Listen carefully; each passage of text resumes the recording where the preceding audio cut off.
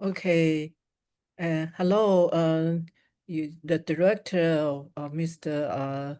Tenzin Tsetan Choklay, right? Hi, nice to meet you. Yeah, I'm the Nice professor. to meet you. Yeah, I'm the professor in the National Yangming Jiao Tong University, and I'm also the moderator of this film screening and discussion. So I think we just finished watching your film, and for some of us has the experience with Tibetan and visit Tibetan community for many years, and myself witness the kind of changes of the Tibetan communities. Everybody, what can I say? My friends, some of my friends I know in South India or in Dharamsala, they just gone one by one for these years. So for me, I can see the changes of the community. And from this film, I can feel the kind of emotion and then kind of experiences that Tibetan has been exiled in India, and now they have to go to other place again. And the family has to separate in different part of the world. But sometimes they also need to get together. And under this kind of situation, they have to lots of emotion and the situation has to deal with. I just watch your film, then I can totally relate that kind of situation. And so I think that's the meaning of your film. And so I don't talk too much because you are the director of the film. So today you are the major speaker of the program. So after you're talking, we will have two discussants talking about your film. Then we will have some Q&A sections. So now we welcome the director, Mr. Tenzin Tsetan Choklay. Okay, please. All right. Yeah. So hello, everyone. Thank you, Professor, and thank you, Dolma, for organizing this screening. I've always been, curious about showing this film in Taiwan. I didn't know how to go about it, but, you guys took the initiative, and I'm glad you managed to show it to some of the students who came to see the film. So thank you for everybody who participated today. Just to give a brief background about the film, I am a Tibetan born and brought up in India. And then as an adult, I moved to different countries and then I settled in the United States. But over the last 5 years, I have come back to my community in India. And along with my friends, I started a film collective called Dung Tibetan Filmmakers Collective. So this project is our first feature film project that we managed to complete. So the idea for the project came a few years ago when I was living in New York, and some of you are familiar with the works of director Pema Tsetan. Uh, he passed away from Tibet, and he's made a number of wonderful films from Tibet. So he spent about a year in New York, and I used to spend a lot of time with him talking about art, talking about films. So one of the things I've heard from him is people inside Tibet, Tibetans who are inside Tibet, they are always very curious about life in exile. And so far, all the materials that Tibetan exiles have produced have been very political. Of course, we have a reason for that. So many of the documentaries, films, everything revolves around the politics of Tibet and China. But there hasn't been many stories about, how we live in exile, simple stories about simple people. What do we eat? What do we dream about at night? What kind of clothes do we wear? What keeps us awake at night? So very simple, ordinary things. So we had this conversation about how Tibetans inside Tibet are curious about life in exile.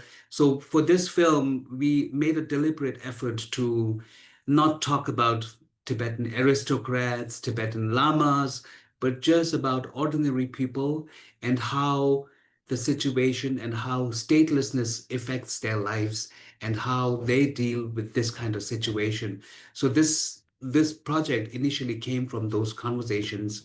And I think Professor pointed out correctly that it does reflect on real life situations of living in exile, where you're not just a refugee coming from Tibet to India, but then again, you have to move from India to another country. So in a way, you become double exiles and minority within minority.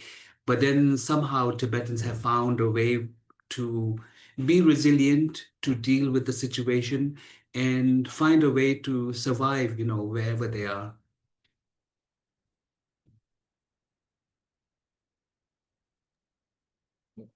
Yes. And so, besides this, do you have anything more to say about the film to the Taiwanese audience? So with this film, my hope, specifically, you've seen the 4 films in order, and mine is the last one called At the End, the Rain Stops. It's about this American Tibetan boy who comes back to India to take care of the last rites of his father's home and father's ashes. So that story was partly based on my own experience. And for me, the whole idea of living in India again came from in 2016, my father passed away, and my father had a little apartment in Dharamsala. So in 2016, after my dad passed away, I came to India. I went through the process of, cleaning my father's home. And then at that time, I spent a few weeks in Dharamsala, and then I realized, oh, maybe, things have changed. Maybe it's important for me to live in Dharamsala again, to experience this community again. And as Professor was pointing out, every year, more and more people leave India and then they try to find better lives in other parts of the world. So in a way, the exile community, the population is dwindling. Every year, the number is getting less and less. And I felt like it's a crucial time to try to tell the story of the Tibetan exiles right now, because in 10 years, these stories will be forgotten. The people would have moved to different places and things would have changed so much. So I felt like a personal responsibility to come here and work from here. But other than that, for the film, my hope for the Taiwanese audience and anybody watching from any part of the world is that we as Tibetans are same human beings just like you. And our problems are similar to your problems, and we go through the same things. But the intensity could be a little different because of statelessness. So when you don't belong to a particular nation, when you don't have proper papers, the suffering that you go through, it can be a little more intense than what you might go through. Yeah. Okay. Thank you very much. So now we can invite Professor Liu Yusan from National Jinan University, and she will share her feelings and her opinions about your films. Okay, please, Professor Liu. Yeah, thank you. Thank you, Professor Pan, for the introduction, and also special thanks to the director, Tenzin Tsetan Choklay, and thank you for the film, because I think it's like Professor Pan just mentioned. I also did my research about the Tibetan exiles for quite many years. And I started my research in the North India, in one of the Tibetan community. And because it's what the film shows, that I realized, and I also found that there are more and more young people. They are during like my research and after my research, I found many of my friends or the youngsters, they already year by year they went outside, and or some of them they stay, but they still thinking and trying to go outside. So that is also the reason, like several years before, I started my another research about the Tibetan exiles in France. And as like showing in the film, there's also some quite many Tibetans living in the France.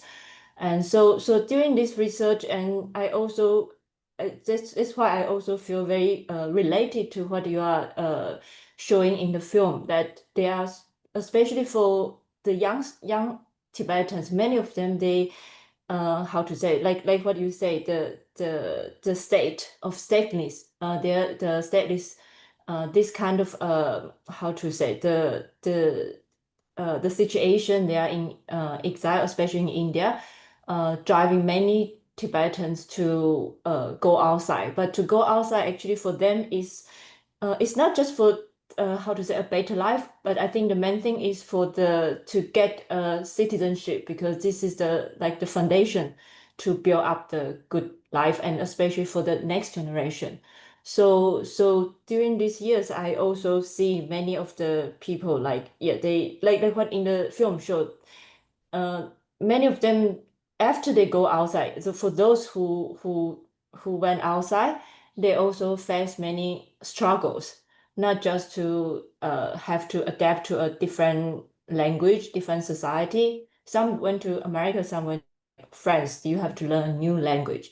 And also, they also face like what for inside this full film, they mentioned a lot of struggle with the families, because for some of them, they still have siblings in India, and they have the parents. And also, like for some, when everybody go, they cannot go outside like totally, because they have to have one child to stay with the parent. And so, and also for them, like as a state, like as a refugees, like suppose when you go to America, you won't get your citizenship that easy. You probably have to wait many years. So during this time, you cannot go back to India easily. But your parents, they are getting older and they are still in India. They may get sick. So this kind of suffering, this I think for them is like not just struggling, it's the suffering. They how they deal with the, how to say, the family who are not just far away. They cannot get back to India to visit the family that easily, because they have to waiting for the papers.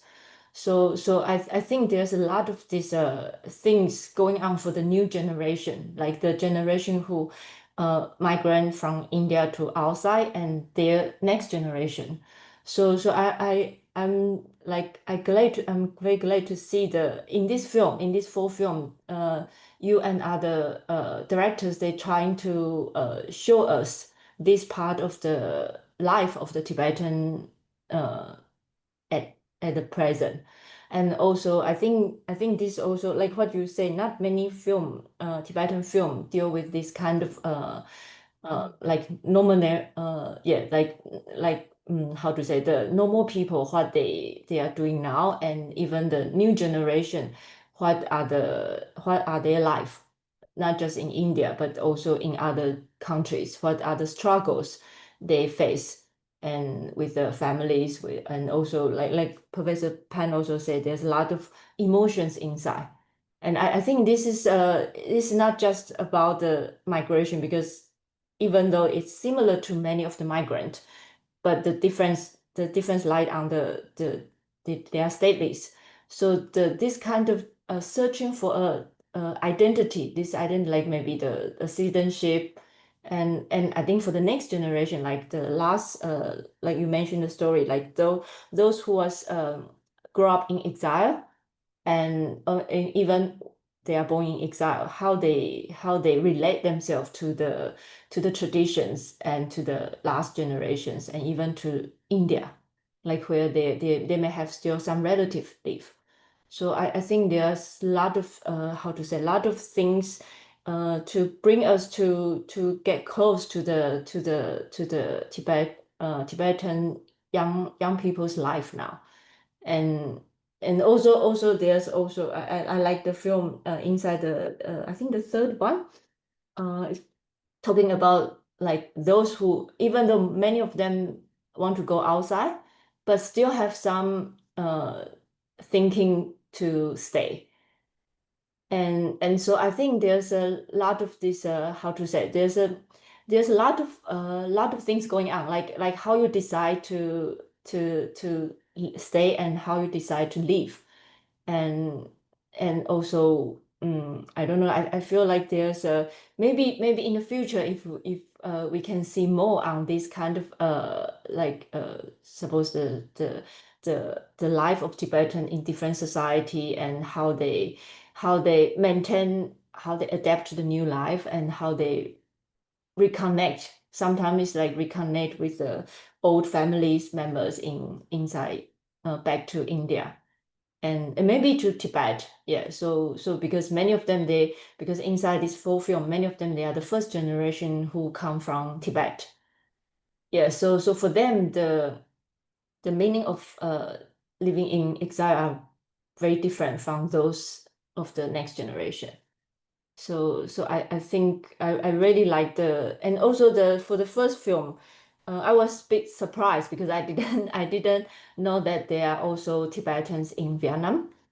Yeah, so I think this is the how to say, like when we see the Tibetans in exile now, they are moving to different society now, and many of them they develop the new life in different society and may have the new next generations, but still you can still see how to say, there's connection between them through the different ways through the traditions, and like going back to some of my friends, they were, even though in outside, but they will go back to India probably regularly to attend the Dalai Lama's teaching and to visit the families and bring the next generation to learn a little bit like how's the life of the Tibetans around the monastery.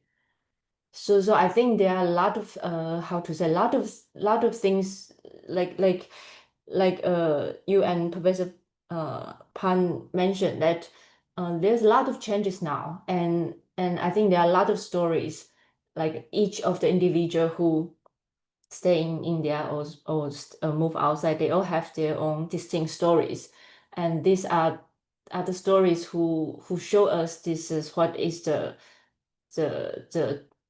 Tibetan like community now going through and to deal with. And I think there are a lot of things we can even to how to say, talk about later. Yeah, because I think I will give the time to probably Dolma first. Yeah. Okay, thank you, Professor Liu's opinion. And now we will have Dolma Tsering. Dolma Tsering, she's a Tibetan, but she's born in Ladakh in India. And now she's in Taiwan doing her research as a postdoctor. So I think from Dolma's perspective, from her own experience, she must have a lot of things to say. Okay, Dolma, please. Hi, Tenzin, and I'm very grateful to you and the whole community of Trung Flames. One for agreeing to have this, allowing us to have a screening today, and second for making this film. I'm a Tibetan second generation, born and brought up in India, and then also born and brought up as a stateless. So so the past 30 years I've been living as a stateless. So this film is I, as someone born in India, it's one part of the experiences of a stateless Tibetan. I want to commit few comments.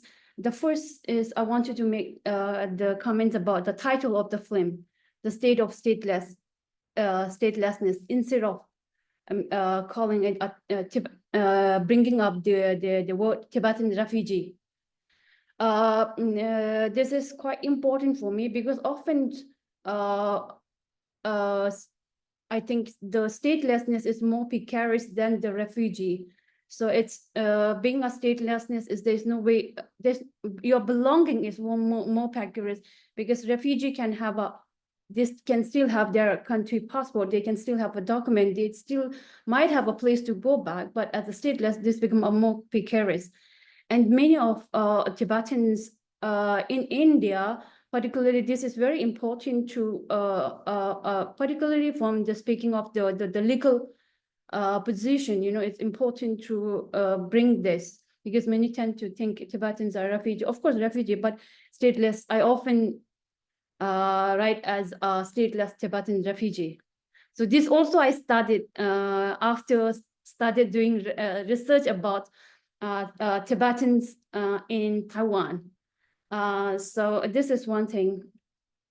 And second thing, I'm as a researcher, we often, when we do a research about a stateless, we tend to occupy or concentrate more on the legal perspective, the legal status, rather than more on the emotions and the kinds of the social relation that is intercepted by the status quo of the statelessness.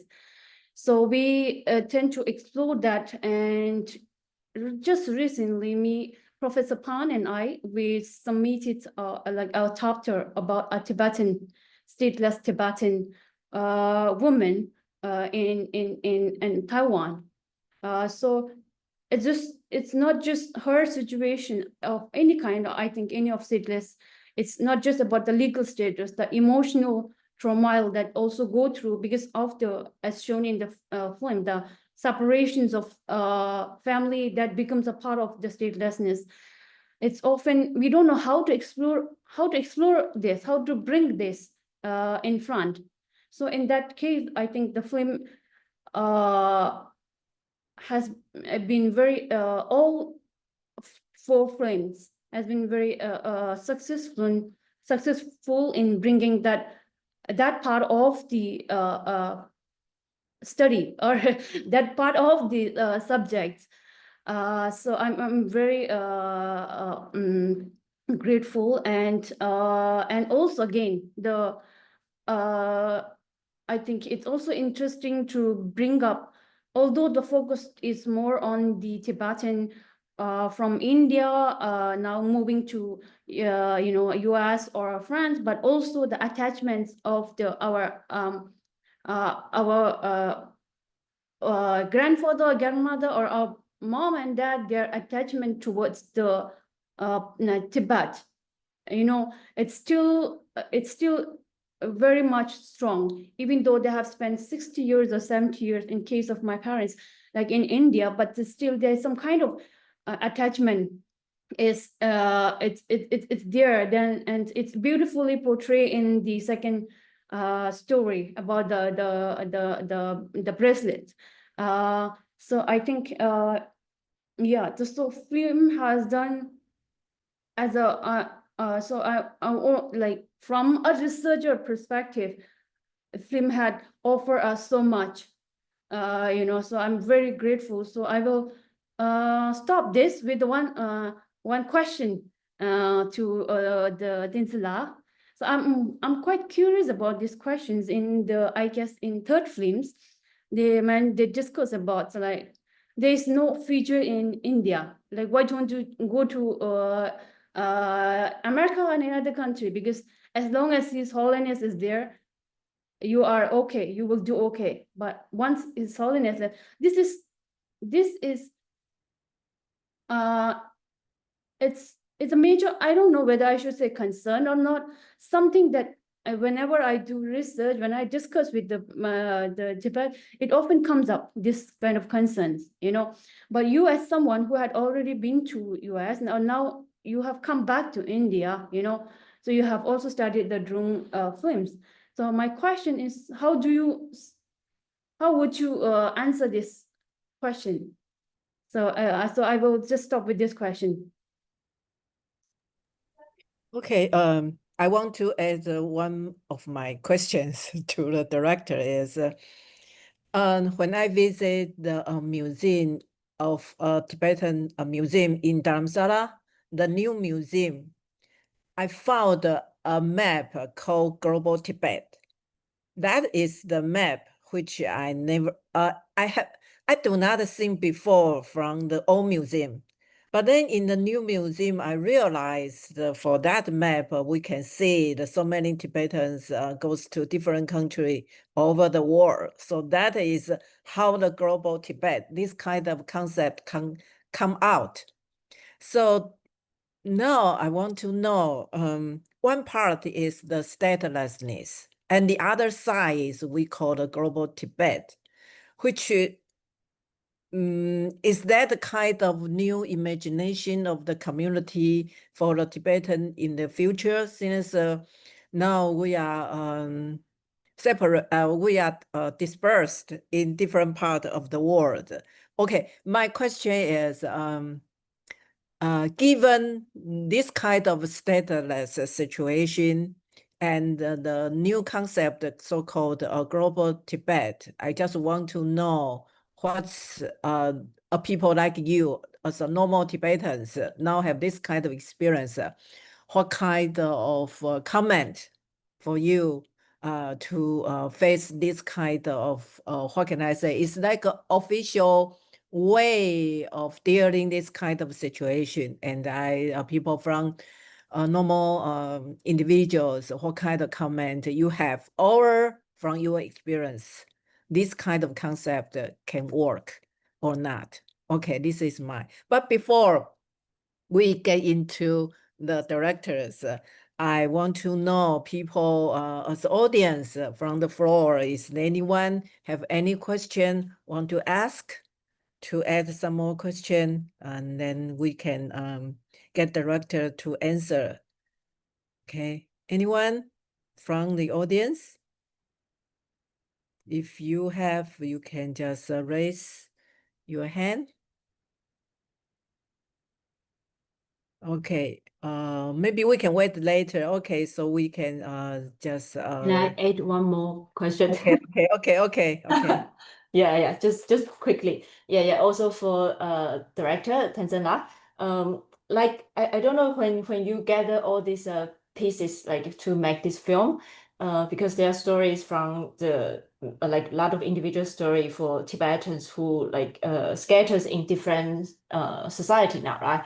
And also the many of them, they are the young generation. So a little bit similar to what Professor Pan saying about the global Tibet. I just wondering how you see like when this how to say, now there are many of the people we see, they are still the first generation who migrate from India to another society. But when this when this situation goes through them to the next generation, like those who was born and grow up in different societies, how did you see the how to say, how did you see the Tibetan community will, how to say, they will grow, they will still connect to each other, or they may lose or slowly lose their connection to each other, or even back to India? Because now as well, we saw some of them, they are the first generation come from Tibet, and then the first generation come from Tibet, India to outside.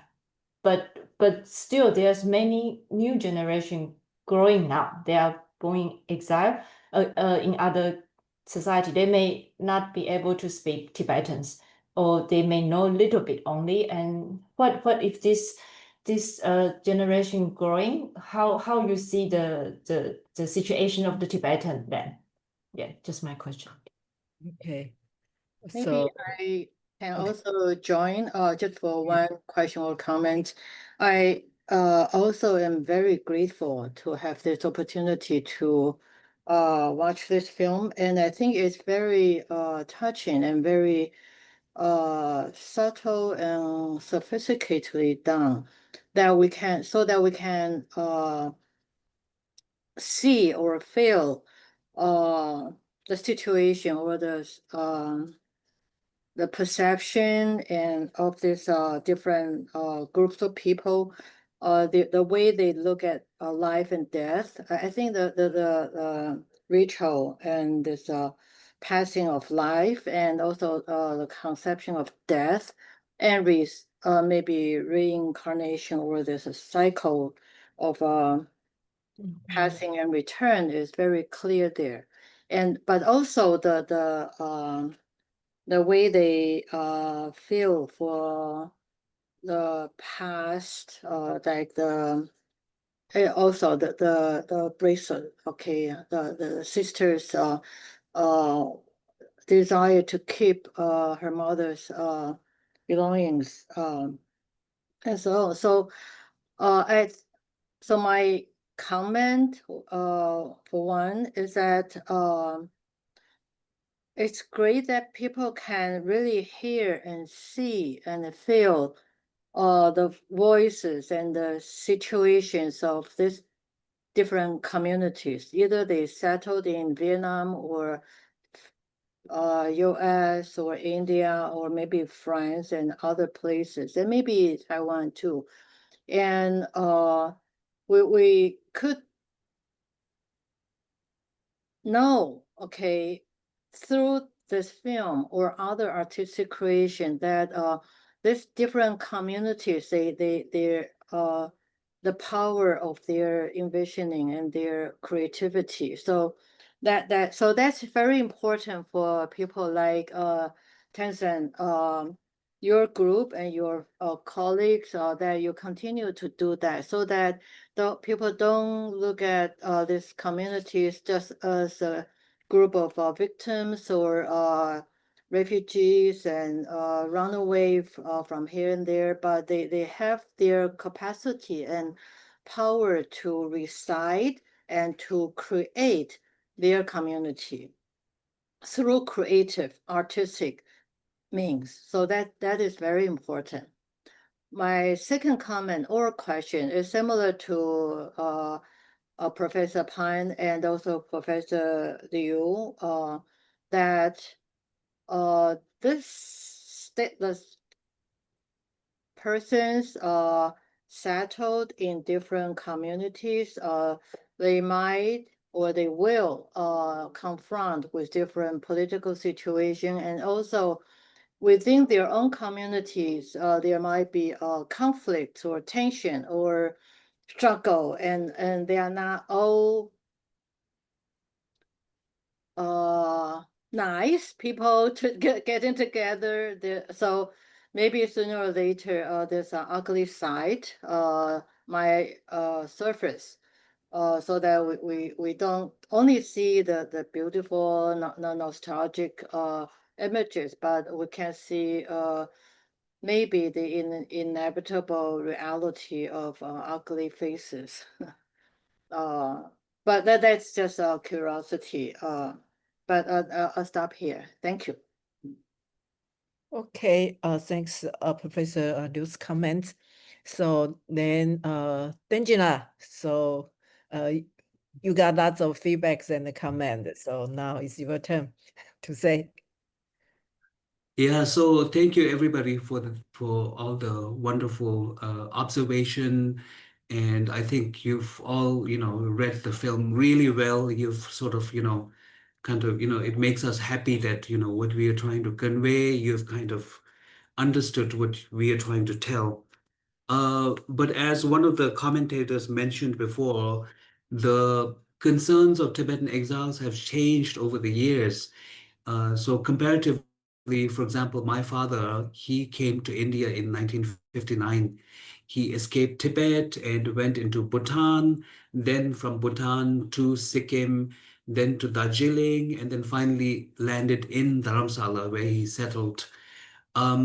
So for people of my father's generation, they never thought of statelessness as a concern so much. I think for them, their thought was the situation in Tibet will change and soon they will go back. So for them, they never desired to become Indian citizens or American citizens. They only wanted a temporary place to wait, after which, things in Tibet will change and they will go back. But then it's more than 60, 70 years now, and the situation has not changed. In a way, it has even gotten worse. So there's very little, unfortunately, there's no, easy answer whether, we'll be able to go back or not. So in that sense, now the next generation, the concern is if we are to live in exile, being stateless is not the best, situation to be in. As Domala was mentioning, it's a very precarious situation. Like if you are labeled a refugee, certain rights come with it. But when you are a stateless person, there's very little rights. So basically, you have to fend for yourself. So Tibetans, over the years, Tibetan exiles have learned how to survive, how to take care of themselves wherever they are. And then through these stories, you kind of see that wherever they are, they struggle, but then, they survive, as any human beings, we are also capable of love, we are capable of pain. The intensity may be a little different and the final desire is different, but still we go through the same things. Now, the question about what happens if the Dalai Lama is not here. And a lot of Tibetans, this is a very difficult question, and many Tibetans are almost in denial. We don't even want to think about what happens when the Dalai Lama passes away. It would be, it's a difficult thing to deal with.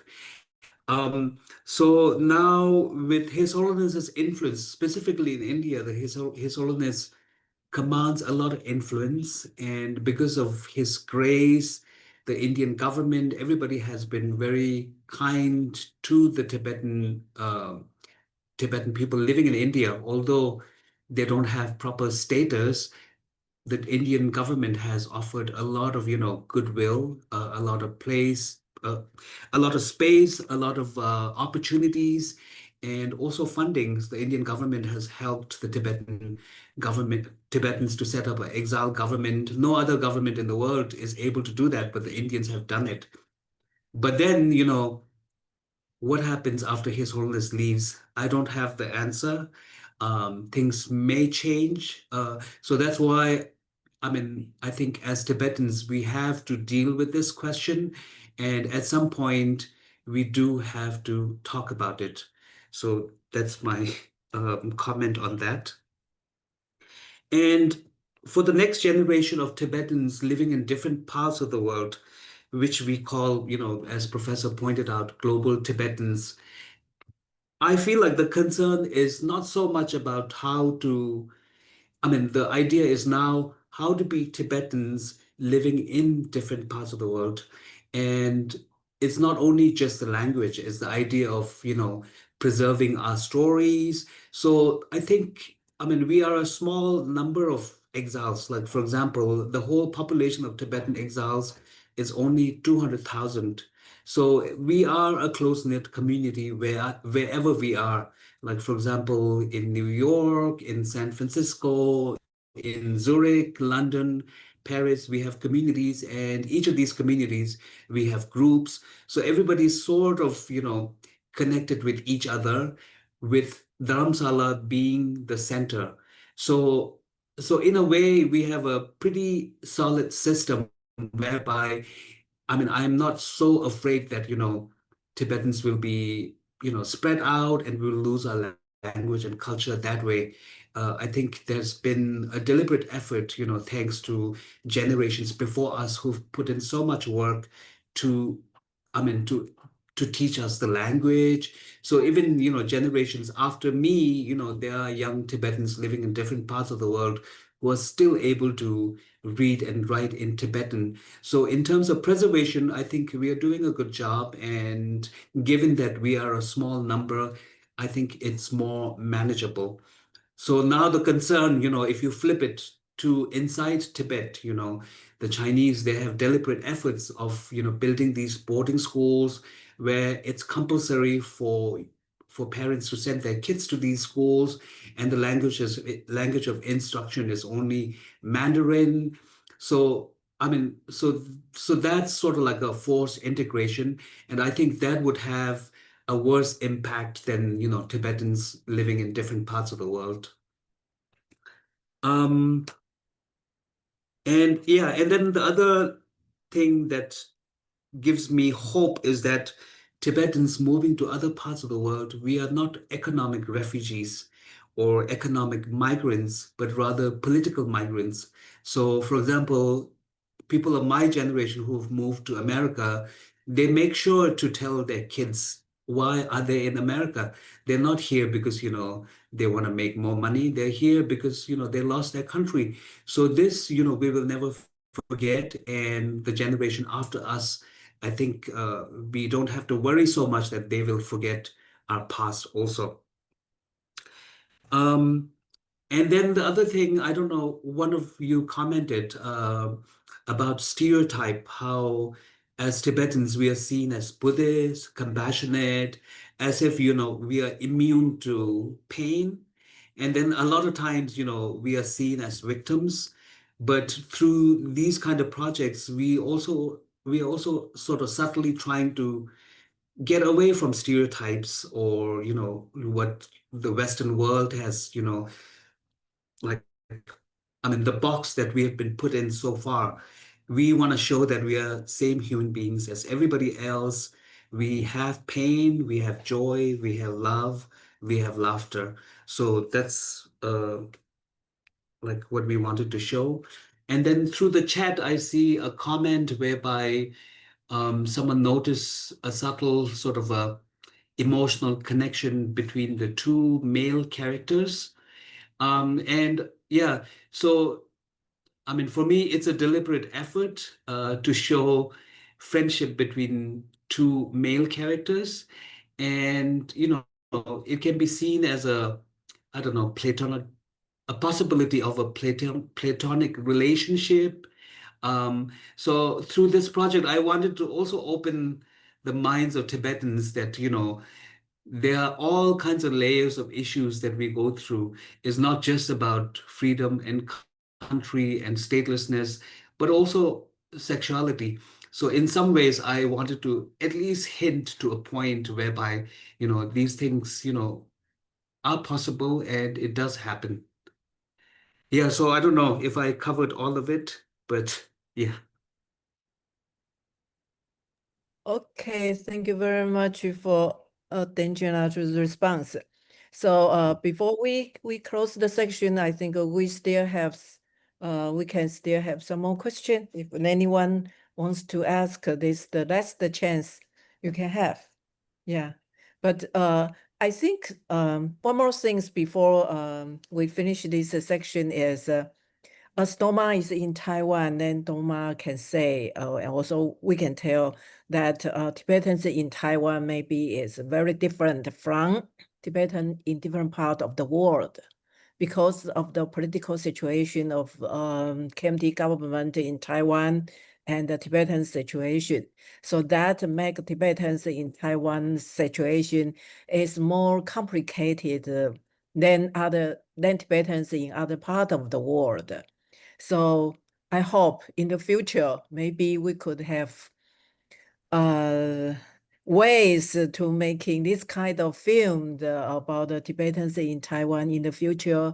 And then we can show this kind of the different part of situation for this group of people and compared to other part of the people. So yeah, so anyhow, I just want to thanks for everyone watching today's film, and thanks Tenzin to share his experience about how he made this film, and also Professor Liu Yusan and Dr. Dolma Tsering. I think today's conversation has not only deepened our understanding of the film, but also remind us of the emotional and essential realities faced by stateless and the displaced community. And as Tenzin said, they are just a simple, the normal human beings like you and me. So so I think this is has been both moving and thought-provoking.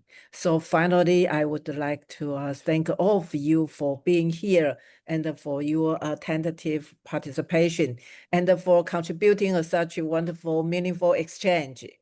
So we hope that we can continue the conversation in the future beyond this room and carry these reflections with you. And so thank you once again, and we wish you everyone has a pleasant afternoon.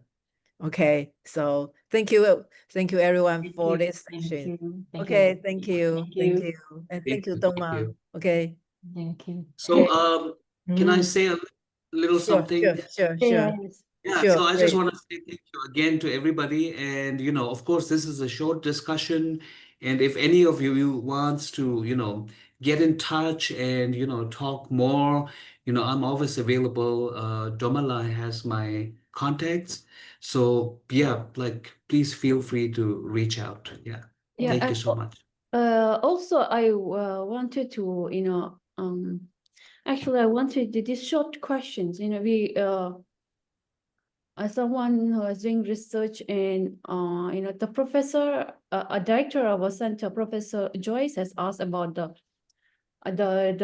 darker side or the limitations of the situation. In Taiwan, the second generation of the Tibetan, although they are citizens now, but almost 90% of the younger generation, they don't speak Tibetan, they don't read Tibetan. Mhm. In a way, they are so much assimilated into Taiwanese society, and this, I'm sure, is a concern similar in the maybe in the United States and the France. So yeah. So it's so just want to maybe in the future something can about like how they can how this kind of issue is conveyed between parents or the parents Right. and the Tibetan kid.